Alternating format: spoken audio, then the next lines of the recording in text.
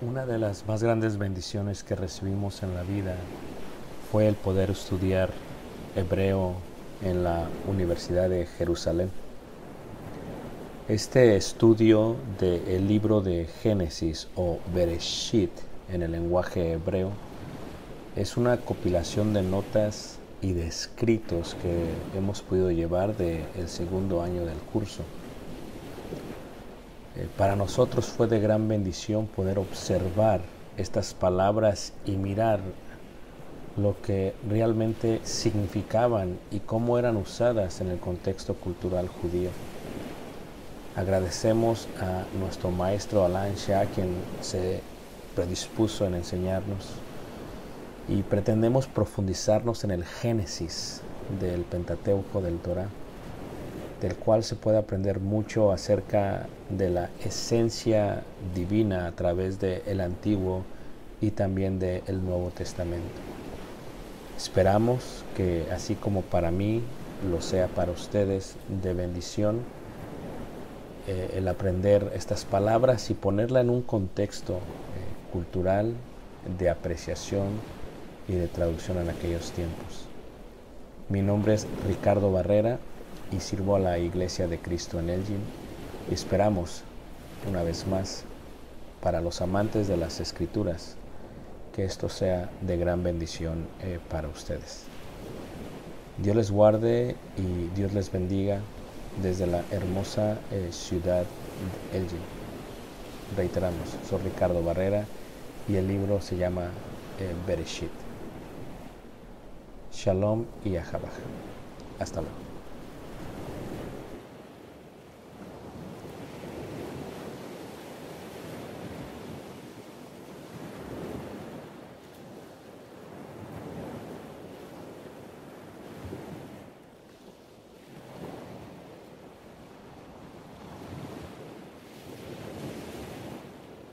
Muy buenas noches, Dios los bendiga.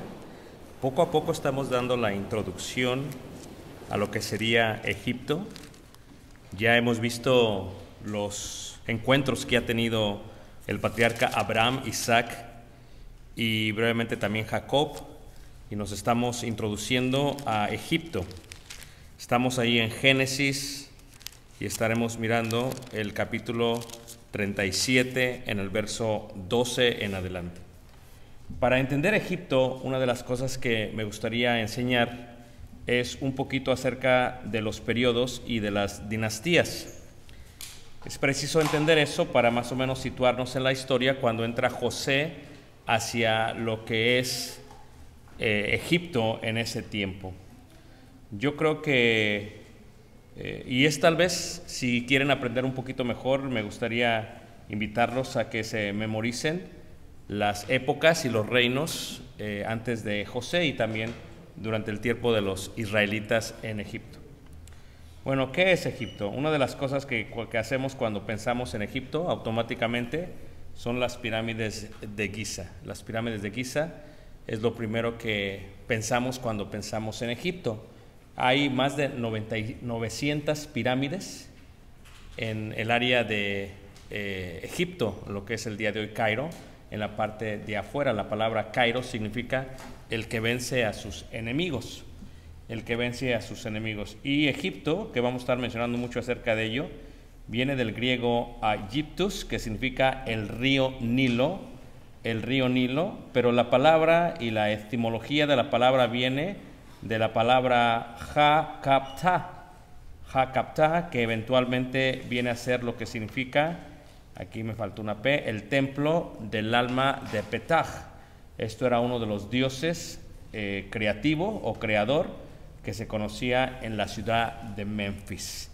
Así que el templo del alma de Petach viene a ser lo que realmente significa la palabra Egipto, que la vamos a estar mirando a través del tiempo.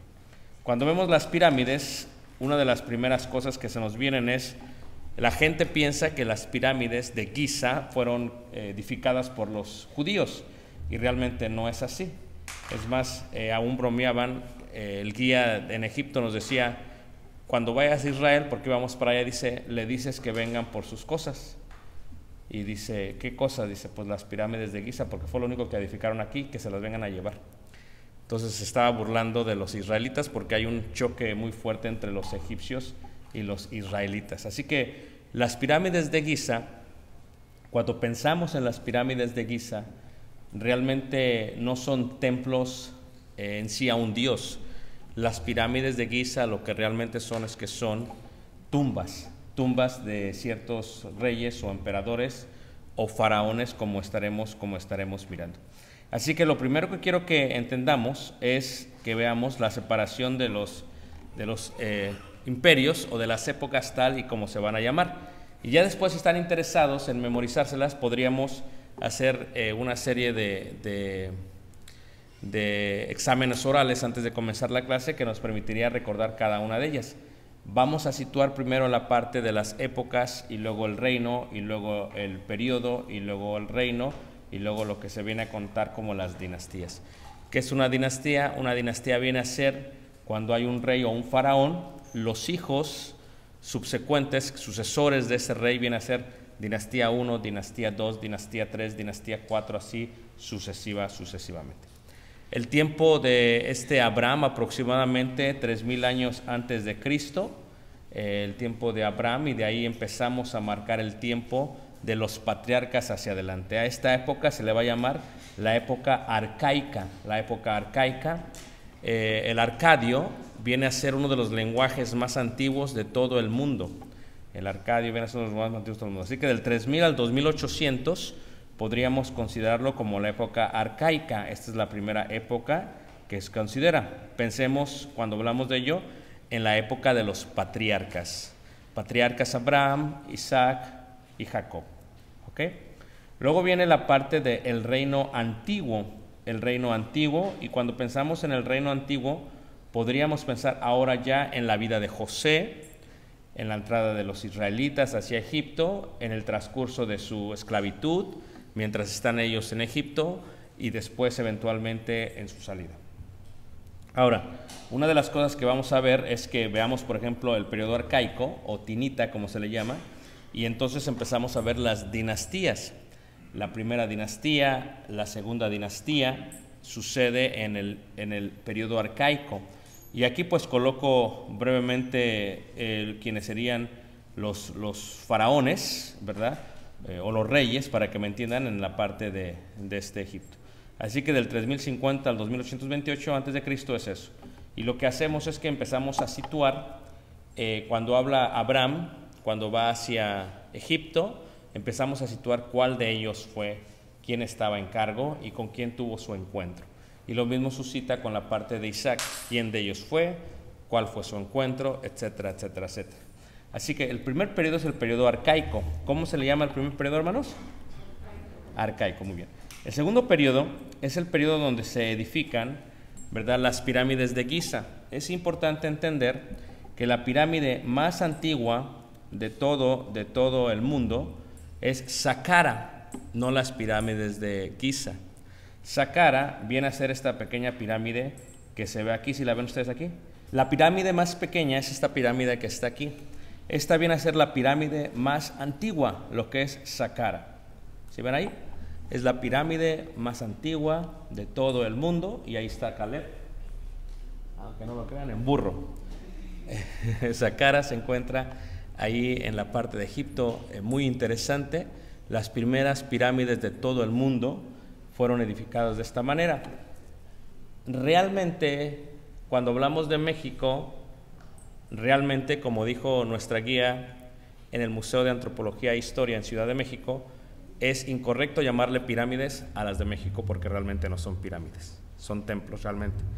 Pirámides tiene que ver con esta parte que es distinto, que es una tumba, distinto a lo que es de México. Así que correctamente diciéndoles así, pero como es muy común, se le dice la pirámide de Chichén Itzá y la pirámide ahí Teotihuacán, pero realmente es incorrecto. Solamente estoy aclarando esa parte. Esta es la pirámide más antigua, y se cree que la forma en que fueron creadas primero, fueron desarrollándose, es que se edificaban de esta manera, poco a poco, y una vez más se hizo una tumba de un rey, de una dinastía del periodo del reino, y entonces se edifica la tumba y se hace de esta manera y se va haciendo. Ya fue mucho después, muchos años después, cuando se hace Giza se hace de una forma paralela y se va haciendo así poco a poco. Entonces, cuando vemos esta pirámide, que es muy interesante, tiene que ver con ello. Las pirámides de Giza, que vienen muchísimo después que la de Saqqara, aproximadamente ahí en la dinastía 5, por el año 2300, 2200, pues es entonces cuando se puede notar un poquito más las pirámides de Giza. No pudieron edificar los israelitas porque los israelitas llegan a Egipto aproximadamente ahí por el año 1800 y antes de Cristo. Entonces es ilógico pensar que ellos tuvieron algo que ver con estas pirámides. ¿Ok? Entonces así es como empezamos a situar todo. En el Imperio Antiguo, en la parte donde se edifican las pirámides, muy famosas, que están todavía de pie el día de hoy, todavía las puedes ver el día de hoy. Las más importantes son las 3 pirámides de Giza, pero desde ahí, por ejemplo, si tú estás en Giza y estás en el valle, agarras un camello y cuando vas en el camello o en el caballo hacia el desierto, en la parte opuesta de la ciudad de Cairo, se pueden ver desde ahí infinidad de pirámides en forma así uniforme. Se ven chiquitas así a lo lejos. Es algo increíble que se ve. ¿Okay? Eso sería lo que se conoce como el imperio antiguo.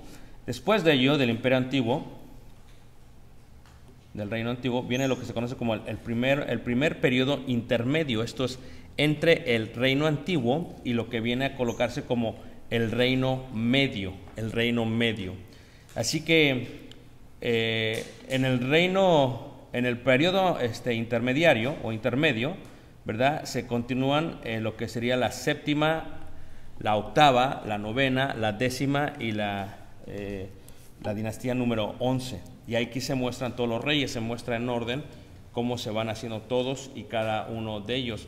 Ya se empieza a situar la idea del pueblo de Israel. El pueblo de Israel en este momento ya se empieza a mencionar como un pueblo nómada que está constantemente en varias partes de Canaán, y ya Egipto lo reconoce de esa manera.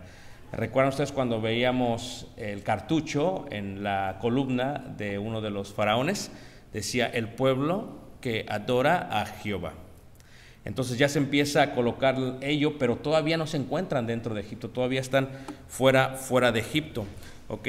Y entonces aquí, precisamente cuando vamos a entrar al Imperio Medio, que es donde entra José hacia Egipto, precisamente en el Imperio Medio, entrando a lo que sería el segundo Imperio Intermedio, es donde empieza a suceder todo. En este tiempo es como se conoce la Edad de Bronce Tardío. Aquí es donde empieza lo que se vendría a conocer como la Edad de Bronce Tardío. Y la Edad de Bronce Tardío, ahora tenemos la Edad de Bronce Tardío, la Edad de Hierro, número 1, y la Edad de Hierro, número 2. Entonces, ¿por qué se les llama así? Porque entonces la humanidad empezó a trabajar con hierro, con bronce, con fierro. Empezaron a trabajar con ellos, empezaron a hacer no solamente escudos, empezaron a hacer espadas, empezaron a hacer cosas con metales. Esto algo no lo habían hecho anteriormente. Lo último que se ve de ello fue antes de la arca de Noé, en el tiempo de Caín y su descendencia, y entonces dura este tiempo y entonces tenemos la época del bronce tardío, lo que en inglés se le va a llamar LB. LB viene a ser como Late Bronze, ¿ok? Late Bronze, así es como se dice, pero en español es bronce tardío. Y es precisamente aquí, durante el periodo o el Imperio Medio y el segundo periodo intermedio, donde llega José hacia Egipto. Y entonces lo que vamos a hacer cuando entremos a la parte de Éxodo, vamos a situar precisamente cuál fue el faraón que estaba en el momento en que entró y cuál fue al parecer el faraón que tenía como nieto, según se creía, a este Moisés. Entonces estamos situando todo este tiempo, y en este sentido lo que podemos aprender el día de hoy es primero la época arcaica, número 1, el reino antiguo, número 2, el primer periodo intermedio, número 3, el reino medio y el segundo periodo intermedio. Así que hemos de memorizar, si Dios permite, estas 5 secciones, y empezamos a entrar a la parte de José, ahí aproximadamente en 1800 antes de Cristo. Pero durante estas épocas, específicamente en la época del primer periodo intermedio, ya se menciona en Egipto por los faraones, en los jeroglíficos egipcios, ya se menciona a el pueblo que adora a Jehová. Entonces, muy interesante, hermanos, ¿ok? Estamos hablando de historia, pero estamos situando más o menos cómo está. Y ya miraremos, si Dios permite, poco a poco esta parte de los imperios, y empezaremos a mirar una vez más quiénes son los faraones en el tiempo de los israelitas y quiénes de ellos dieron mortandad en el tiempo de Moisés, y empezaremos a ver toda esta parte. Levanten la mano, ¿quién me entendió, hermanos? ¿Ok? A ver, vamos a ver si recuerdan. Arcaica, número 1, unido, antiguo, perdón, número 2, el primer periodo intermedio, número 3, el medio, número 4, y el segundo periodo intermedio, número 5. Es sencillo. Entonces, 1, 2, 3, 4, y recordemos, en el primer periodo intermedio, antes de ello, entre este y el anterior, se edifican las pirámides de Giza, aproximadamente en el año 2200 a.C., y Saqqara, que es la pirámide más antigua, aproximadamente en el año 3000 a.C. Así que Saqqara es una de las pirámides más antiguas que se encuentran, y la foto ya la mostré. La diferencia es eso, que está así, así, y así es como se ven esto. Entonces, mientras esto sucedía, estamos viendo la historia de Jacob allá lejanamente en la tierra de Canaán. Todos los colores con los cuales hizo la túnica de su hijo, como vimos en la última clase, toda esta idea de teñir los colores sale realmente de Egipto. Egipto son expertos en la materia para teñir, lo hacen de una manera increíble, y por eso hasta el día de hoy puedes mirar en las tumbas de los faraones los jeroglíficos y las pinturas de ellos con el color de hace más de 4000 años. Todavía el color se preserva, porque les decía yo que uno de los colores, por ejemplo, el índigo, uno de los colores que decía es, se coloca el color, se toma la piedra y se coloca el color, y luego se echa clara de huevo. Y ya ven que la clara de huevo, pues si tú la echas por ejemplo en un automóvil, es bien difícil de quitar. Entonces, al mezclarse, es realmente un sellador natural. Cuando lo pintan las paredes, se queda así por años, en este caso por 4000 años, por 4000 años, ¿ok? Y en este caso tenemos dos tipos de relieve, ¿ok?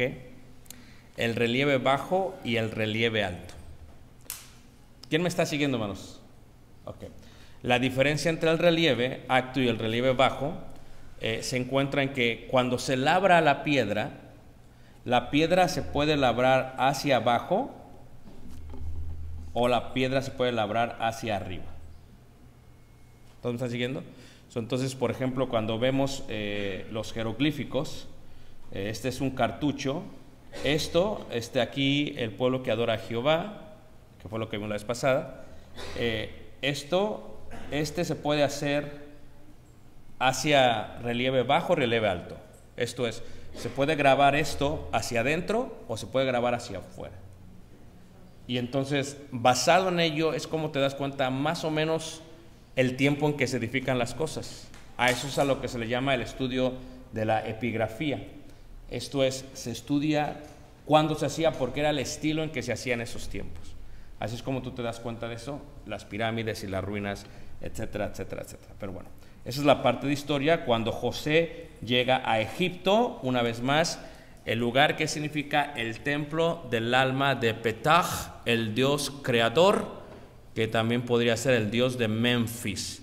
Eso de Memphis, Tennessee, eso es pura historia, esto es copión de allá de Egipto, ¿ok?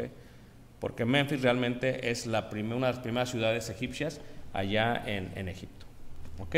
Ahora sí, entremos a la parte del soñador. Preguntas hasta aquí, hermanos, antes de entrar al punto. Solamente quería que observáramos y entendiéramos esta parte para que no hubiese ninguna pregunta. ¿Se lo memorizaron? Arcaico, antiguo, primer periodo intermedio, medio, segundo periodo ¿qué? Intermedio. Las pirámides de Giza, aproximadamente 2200, 2300 antes de ¿qué? Cristo. La pirámide de Saqqara, la más antigua, aproximadamente 3000 años antes de Cristo. Por eso cuando ves las pirámides, bueno, aquellos dices, oye, mirar algo que tiene, ¿cuántos años tiene realmente? La pirámide de Saqqara tiene aproximadamente, hermanos, échenle pluma, ¿cuántos años, hermano? 5000 años. Es increíble, ¿no, hermanos? 5,000 años. ¿No se les hace increíble? Es increíble, hermanos. 5,000 años y todavía está, ¿qué? De pie. Es algo increíble. Es algo increíble cuando te pones a pensar en esta parte. Veamos. José tiene su segundo sueño. Vimos lo que era la sueñología. Recuerden que los sueños son una forma menos sublime de profecía. Esto lo vimos en la última clase. Dios habla a la gente. Cuando Dios habla a la gente, puede hablarlos en forma directa, como le habló a Abraham, Isaac y Jacob o Israel ahora, pero también a Jacob le habló por medio de un sueño, y eso es lo que se le llama una profecía con nivel menos sublime, ¿ok? Porque sueño no solamente en el hebreo significa sueño como el que podemos tener cuando dormir, sino sueño como un mensaje o una profecía de menos importancia por parte de Dios. Entonces, como a Jacob le habló en sueños, Dios decide hablarle también a su hijo José en sueños. José sería el primogénito de Jacob con Raquel. Y cuando le habla en sueños, los dos sueños que tiene son en referencia a una profecía que ha de ocurrir. En la clase pasada vimos que entendimos que José tenía el don, vamos a llamarle primero, de recibir la profecía por parte de Dios en sueños, pero también tenía el don de interpretación de sueños. Esto no fue algo que sucedió en la cárcel, fue algo que ya tenía de mucho tiempo, y que la razón por la cual le declara a sus hermanos el sueño que tiene es para explicarles lo que viene, lo que ha de ocurrir, y lo que ha de ocurrir es que ellos se van a tener que someter, se van a tener que sujetar a él. Entonces, en el segundo sueño, al igual que el sueño, ya no solamente incluye a sus hermanos. Recuerden que el primer sueño tiene que ver con esto que sucede. Él ve este tipo de racimos, de gavillas, es lo que se llaman gavillas, y estas se postran ante este José. Y entonces en el segundo sueño ya no solamente está eso, sino que está la luna, también está el sol, y ahora son su padre Jacob, su madre. Ya no va a ser en este caso Raquel quien ha muerto, sino ahora Lea, que es la matriarca. En este momento murió Raquel, y entonces sucede esto. Ahora, la experiencia que tiene José es una experiencia de preferencia. José tiene una experiencia de preferencia. Su papá Israel amaba más a José que a todos, y la semana pasada vimos que la parte de la túnica de colores era un proceso largo, no era algo sencillo. Él la hizo su padre, no le pidió a nadie que la hiciera, él la hizo, por lo tanto la preferencia se vio de esa manera. Su padre estaba preocupado por el calor, por el frío para su hijo, y pues la hizo de colores, lo cual era muy difícil, muy costoso, mucho trabajo, mucho tiempo, y así lo amaba su papá. Sus hermanos lo empezaban a aborrecer por esa manera. Entonces la preferencia es algo que vivió este José, y aplicábamos que eso es algo que se ve o que vivimos varios de nosotros. ¿Qué es lo que sucede? ¿Por qué lo aborrecía? No solamente por la preferencia, lo aborrecían porque también José tendía a comunicarle a su padre la mala fama de sus hermanos. O sea, la diferencia es que todos sus hermanos, menos tal vez el Benoni, porque estaba muy chiquito, pero tal vez a lo mejor también le entraba, pero todos los hermanos tenían mala fama, eran malos, eran injustos, eran pecadores, para que me entiendan. Entonces José era el único justo que podía diferenciar eso, y se lo iba a decir a papá. Y cuando se lo dijera a Israel, pues les iba como feria a los otros. Esto hace que lo aborrezcan todavía más. Entonces, cuando da estos dos sueños, estas profecías, hay una conmoción en ellos, y ya lo tienen de alguna u otra manera en la mira para poderlo matar. El versículo 12, ahí en adelante donde se leyó, Israel le pide ahora a este José: ve a ver a tus hermanos, están apacentando las ovejas en Siquem. Siquem, ¿qué es Siquem? Siquem es Samaria, ¿ok? Siquem es Samaria, eso lo vimos la vez pasada. Recuerdan cuando le pasó a Dina que la violaron, fue uno de Samaria, uno de Siquem. Siquem es Samaria. Entonces, ve a ver allá, y él fue y no encontró a nadie. En el camino se encuentra un hombre y le dice: ¿no has visto a mis hermanos? Y le dice el hombre: sí, yo oí de parte de ellos que ellos se iban a dirigir a Dotán. Así que tenemos Siquem, y luego un poquito más al norte tenemos Dotán. Y dice: allá se fueron. ¿Qué es lo que hace José? Va a verlos. Ahora, versículo 18 dice: cuando ellos lo vieron de lejos, antes que llegara cerca de ellos, conspiraron contra él para matarle. Y dijeron el uno al otro, he aquí viene el soñador. Ya ven cómo ya lo odiaban, lo aborrecían, tenía un título, el soñador. Ahora pues venid, matémosle y echémosle en una cisterna y diremos, alguna mala bestia lo devoró y veremos qué será de sus sueños. O sea, ellos lo ven como una amenaza. Si éste sigue soñando, lo que sucede es que va a seguir poniéndonos en una posición humillante ante él. Entonces dice, si lo matamos a él, terminamos sus sueños. Y lo echaron a una cisterna. Una cisterna pues es un pozo no natural, uno que hacen para tener agua, para retener el agua, especialmente en el desierto. Y entonces cuando se hace la cisterna, lo avientan, ya estaba la cisterna seca. Y entonces, pero antes de aventarlo, habían quitado su vestidura, su túnica de colores, la aventaron y entonces alguien interviene, porque lo quieren matar primero. Y el primero que interviene es Rubén. Él vendría a ser el hermano ¿qué? Mayor. Interviene Rubén y dice, no hay que matarlo, para que lo matamos, hay que dejarlo ahí. Después de que lo avientan a la cisterna, viene Judá. Y Judá, recuerden que Judá es el cuarto hijo. Es Rubén, número 1, Simeón, Leví y Judá. Y entonces después dice ahí la escritura que Judá viene y dice, mejor en vez de matarlo, para que no haya en nuestras manos sangre, vamos a venderlo como esclavo. Vamos a venderlo. Y entonces de lejos vieron ellos a unos ismaelitas. Y recuerden ustedes, ismaelitas eran descendientes ¿de quién? De Ismael. Pero Ismael, recuerdan que se había movido de ahí, ¿recuerdan ustedes? Y ahora algunos de ellos se habían ido a la región de Madián. Y entonces primero les llaman los ismaelitas y luego les llaman los madianitas. Cuando hablamos de madianitas, hablamos de descendientes de Israel. ¿Ok? Madianitas. De Ismael, perdón. Los madianitas, ¿quién es alguien importante de Madián en la historia? El suegro de Moisés. Así que el suegro de Moisés vendría a ser descendiente de Ismael. ¿Dónde se encuentra Madián? Al lado del río Jordán, arriba del mar salado, del mar muerto. ¿Ok? Entonces se encuentra en esta parte acá. Entonces cuando ellos vienen, ellos van hacia Egipto y llevan hacia Egipto a vender. Versículo 28 dice, y cuando pasaron los madianitas mercaderes, o sea, ellos iban hacia Egipto. En el versículo 25 dice que ellos iban con sus camellos y traían aromas, bálsamo y mirra, ¿okay?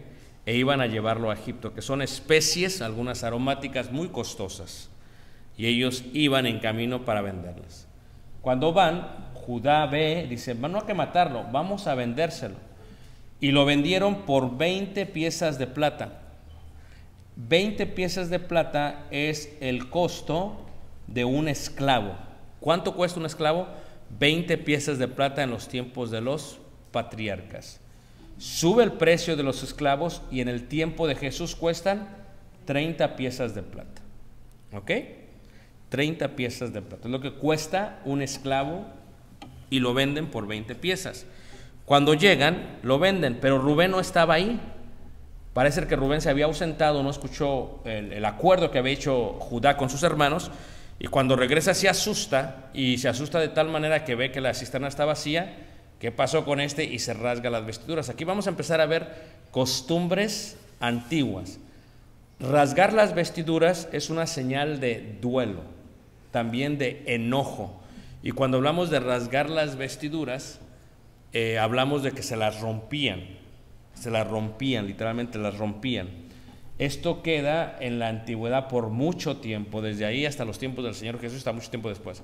¿Qué indica? Que cuando se rasgan las vestiduras es una ira o una tristeza interna, de tal manera que están exteriorizando, materializando su dolor, su lucha interna, así como se siente adentro, se siente afuera. Y quieren que todos vean qué se siente, el dolor que se siente afuera. Luego viene, y no solamente ello, esta es una de las costumbres antiguas. La otra es llenarse de cilicio. En el versículo 34, cuando le cuentan a Jacob lo que sucede, dice que se puso cilicio sobre sus lomos. O sea, la idea de ponerse cilicio sobre los lomos, ¿ok?, tiene que ver con vestirse de negro. ¿Por qué? Porque regresaban al polvo, y entonces el día de hoy, cuando hay un funeral, la gente se viste ¿de qué, manos? De negro. O sea que estas son costumbres antiguas que desde aquel tiempo hasta el día de hoy ocurren. O sea, es de mucha irreverencia y una falta de respeto ir a un funeral que no sea vestido de negro. ¿Ok? Porque el negro muestra dolor, muestra obscuridad, muestra muerte, muestra de alguna otra manera estamos en el mismo sentir. Así que lo digo porque ya hoy en día no hay ningún respeto por nada y la gente quiere ir fosforescente a un funeral. Entonces son muestras muy antiguas, ¿ok? Muestra de dolor, muestra de respeto. Entonces, cuando se da cuenta Rubén que acordaron eso, se rasga los vestidos, vuelve a sus hermanos, entonces entiende lo que ha pasado y qué es lo que sucede ahora. Le tienen que ir a decir a su padre lo que ha ocurrido, y lo que ellos hacen es que toman un cabrito de las cabras, lo matan, ponen la sangre sobre la túnica y se la llevan a su padre para echarle la culpa a una bestia. Dice, alguien se lo devoró. Y aquí está la sangre y esta es la muestra de ello. Aquí por primera vez empiezan a ver muestras de aquellos que les gustan los programas de los detectives, cuando están investigando las muertes y todo, y que encuentran esto y eso. Aquí se empieza a ver por primera vez lo que significa engañar a alguien. ¿Y cómo se engaña? Mostrando esto. O sea, que una mentira tenía que ser cubierta. Lo que no podía ser cubierto es las 20 piezas de plata. No les iba a quedar mucho, pero se lo tenían que a lo mejor repartir. No sé qué pasó con ellas. Lo que entendemos es que llegan a Jacob. Jacob se da cuenta de esto. Jacob de igual manera rasga sus vestidos, pone cilicio sobre sus lomos y guarda luto por su hijo muchos días. Sus hermanos ahora lo quieren consolar a Jacob, a Israel. Sus hermanas también lo quieren hacer, y él no quiso recibir consuelo de ellos. Y dijo, descenderé enlutado a mi hijo hasta el Seol, y lo lloró su padre. Aún después de la vida que según creía se había perdido, Jacob lo prefería porque no quería ni a los hijos, aunque ya faltaba este José. So, lo que tú tienes que entender acerca de los preferidos es que los preferidos, si tú los eliminas, siguen siendo preferidos. Ahora pueden ser hasta mártires. Por eso, en la política, tú dices, ¿por qué nada más no lo matan? ¿Por qué no los asesinan? Porque es que a veces la persona muerta es más dolor de cabeza que la persona viva. ¿Tú sabías eso, hermanos? Porque la persona muerta no se mueren los ideales y crece la admiración de parte de la gente que lo amaba. Entonces esto es lo que podemos mirar en esta situación. ¿Y qué es lo que sucede? Lo que sucede con José es que ahora es vendido como esclavo, lo llevan hacia Egipto, y los madianitas o ismaelitas se lo han de vender a el oficial de Faraón, quien es Potifar, el capitán realmente. Y aquí entra entonces a la historia de lo que vendría a ser como el periodo medio y el primer periodo intermedio. Okay, aquí entramos a Egipto. Por eso estaba viendo en una forma paralela esa historia. Ya para cuando llega José, las pirámides de Giza ya tienen casi 1000 años, 400, 500 años, perdón, edificadas. La de Saqqara tiene casi 1000 años edificada. Entonces no vayan a pensar, no, que los judíos la hicieron, no. Lo que los judíos sí hicieron fue la ciudad de Luxor, que está en el sur, 9 horas manejando, 1 hora más o menos en avión de Cairo hacia el sur en el río Nilo. Ahora, ¿qué es lo que aprendemos de esta historia? Hay cosas muy interesantes, Lo que aprendemos de esta historia de preferencia, es lo que en la Biblia se le va a llamar un tipo. Un tipo es lo que en el Antiguo Testamento se muestra para enseñar el Nuevo Testamento. Vemos, por ejemplo, a José, vemos, por ejemplo, a Rubén, vemos, por ejemplo, a Judá, vemos la túnica, vemos la cisterna, ¿verdad? Vemos los ismaelitas, vemos a Egipto. ¿Ok? Esto es lo que vemos realmente. Pues esto es lo que se conocería en el Nuevo Testamento como un antitipo, que es un antitipo a lo que hace referencia. El tipo es la sombra de lo que había de venir. ¿Quién es José? Es Jesús. Es Jesús, el cual es aborrecido por sus hermanos. Juan 1:11 dice, a lo suyo vino y los suyos no le recibieron. Rubén representa a todos los judíos, a todos los israelitas, a todos los judíos, pero no solamente ellos. Judá es la descendencia real. No solamente lo aborrecieron. ¿Quién lo vende? El rey Herodes. ¿Quién es el rey de Judea? A referencia de Judá, el reino. Es uno de los reyes asmoneos. El rey Herodes lo vende. Y ciertamente, cuando digo que lo vende, me refiero a que se los entrega ¿a quién? ¿A Poncio qué? Pilato. Y en este caso, Poncio Pilato hacía referencia a los romanos. Se lo vende, se lo da. Ahora, ¿cómo se lo vende? ¿Cómo se lo da? Por medio de 30 piezas de plata. ¿Quién lo vende? Judas. ¿Pero de dónde venía el dinero? De los principales sacerdotes. Entonces, el precio de un esclavo fue lo que costó Jesús para ser entregado. La túnica, ¿de qué color es la túnica de Jesús? Dice la Escritura que se la cambiaron y le dieron una túnica de color, ¿qué? Escarlata, el mismo color que posiblemente llevaba la túnica de colores. No era de muchos colores, era solamente de un color. Y la escarlata simbolizaba realeza y sacrificio. No solamente era la túnica, estaba teñida en sangre con un cabrito, pero la túnica con la cual fue desnudado, él llevaba en sangre, no un cabrito, sino un cordero, el cordero de Dios. Llevaba la sangre totalmente. La cisterna vendría a ser la cárcel en la cual estuvo en la noche. Jesús estuvo en una cisterna también, una cárcel debajo de la casa de Caifás. ¿Ok? Y Egipto, el camino hacia Egipto, podríamos decirlo, el camino hacia la oscuridad, el camino hacia el Seol, vendido allá a Potifar, que tiene que ver con la idea de el diablo, Egipto y el faraón. Entonces, ¿qué es lo que estamos viendo aquí? Totalmente un tipo de un antitipo. Jesús es el José y se empieza a mirar la historia de Jesús en José en esta forma. Levanten la mano, ¿quién nunca había visto esto, hermanos? Algunos, los demás sí lo habían visto. Ok, eso es perfecto. Entonces, ¿para qué les enseño a los demás? Ok, preguntas hasta aquí, hermanos. Preguntas. ¿Hermana? Yo me quedé con una duda. No entendí bien eso de lo de luz. O sea, para nosotros actualmente dijiste que es una falta de respeto no vestir de negro cuando vas a un funeral. Totalmente.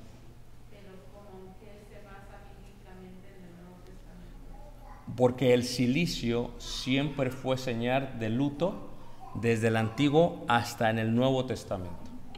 Lo puedes ver en la cultura judía cuando se enterraba a una persona. Siempre fue parte de ello. Y no solamente ellos, sino entre los griegos, hermanos. El negro siempre fue una señal de luto.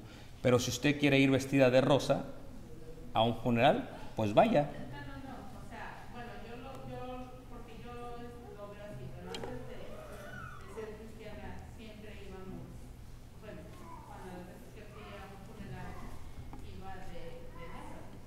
Pero para mí, o sea, como el concepto de la muerte para mí cambió totalmente y aparte, no sé en qué punto yo lo consideré también como parte de una tradición. ¿Entiendes? Porque yo no recuerdo haber leído en el Nuevo Testamento que se vistieran de negro o de silicio, no recuerdo haber leído eso, pues esa pregunta. Sí, culturalmente siempre fue así. Si queremos ver un mandamiento o algo que nos manden los apóstoles, lo que podríamos aprobar como eso sería lo que dice Pablo, que no seamos tropiezo en nada a los gentiles, ni a los judíos, ni a los demás. Yo creo que si una persona va a un funeral vestido de blanco es una falta de respeto en la sociedad. Aún el día de hoy se ve de esa manera y está haciendo tropiezo a los demás. Lo que yo estoy diciendo es que hay varios puntos importantes que se utilizan el día de hoy, que se utilizaban desde la antigüedad, no como una tradición, sino como parte de un principio de dolor. Entonces, ciertamente los colores son importantes. El color blanco, por ejemplo, ¿qué se viste en una persona de color blanco? ¿Para cuándo? ¿Para cuándo?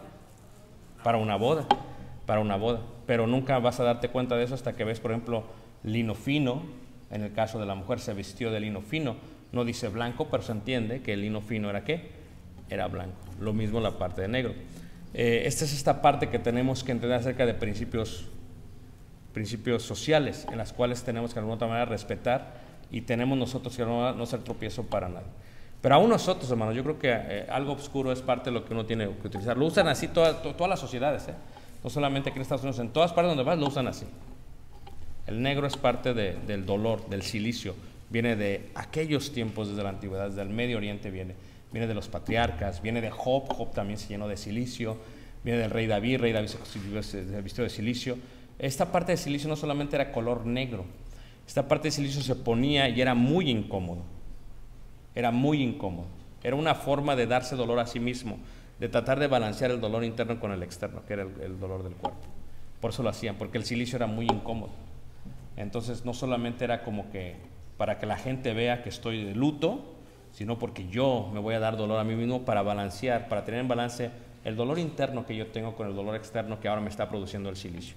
Es esta parte cultural que se hacía por mucho tiempo. Muy bien, preguntas, hermanos. Preguntas.